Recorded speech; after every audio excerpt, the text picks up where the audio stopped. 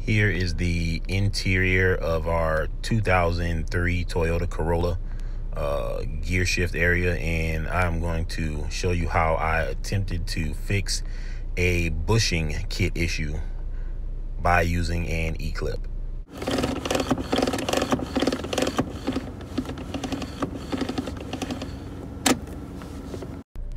Excuse the debris there. That's about 10 years worth of debris built up under that casing.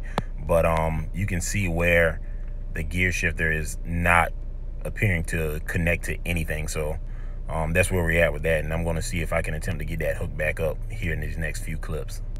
And this is the E-clip that I use. This is by Everbuilt. You'll see here in a second that I got two different sizes just in case, because I wasn't familiar with what size would work. Judging off of the video, I just kind of guessed it. I winged it, and it ended up working out. But these are by Everbuilt. I ended up getting these from Home Depot because I was not able to locate the bushing kit in any of our auto parts stores in the area. I could have ordered it, but I just wanted to try to get the car home at the time. So I saw where this particular clip looked a lot like the clamp on the bushing, so I tried that. Found it.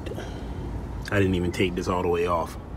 You can if you want. This thing need to be clean, so y'all gotta excuse that, but that's 10 years of riding right there. But I found it. It looks like the bushing, I don't know if the bushing broke off because I can't see it. Wherever it went, it broke off.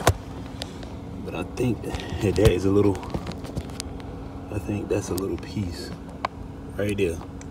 You see that? I think that's a little piece of it. So I'm pretty sure it broke off. But it goes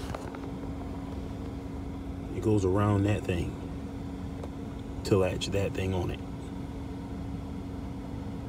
See, it looks like it's broken right there on the top. So it looks like I'm gonna need to get one of those. But I found it. So I couldn't find the bushing, but in the meantime, and luckily I grabbed both of these because the guy said he used a 3/8 E-clip, which is this size. And just off my memory, that looked kind of small. So I went with the 5/16, which is probably about twice the size of that. But even that is not as big as I would want it to be. You can see right there, that little gray clip.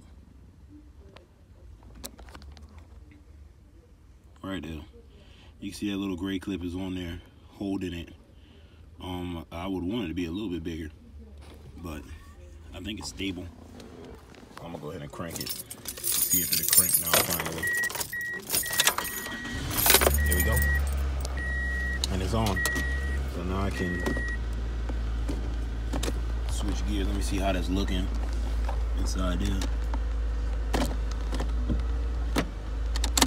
Well, I only got about 4 miles to my house, so I think that'll hold me. Let's see. We headed home. Got it driving good. I didn't put it back together yet. Kept my tools with me just in case. Got about another 3 miles to go. We'll see what happens. All right, so I successfully made it back to the house. Everything worked. Everything stayed in place. I just used the flathead screwdriver to force that E-clip down as much as possible to get it as secure as possible. It was snug. It was nice and fit. I put everything back together.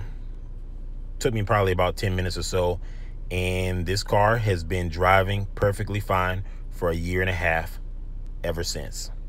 Good luck. Just one last small disclaimer before we go also. If this is your car that you drive daily, if it's a daily driver car, you're probably going to want to make sure that you get the proper equipment, use the bushing that is required to go in there. This is not a daily driver for us. So just a disclaimer, we have this as an extra car that we rarely ever drive. My wife got this car when she was in college, years before she met me. This is a 2003, it's now 2020. I fixed it in December of 2018, and it's still driving fine with that equipment, that E-clip that I put on there. But I would not advise it if it's a daily driver. We do not drive this car hard at all. We have 2 other vehicles that are daily drivers, and this car is just a small extra vehicle that we have. It's a gas saver in a sense.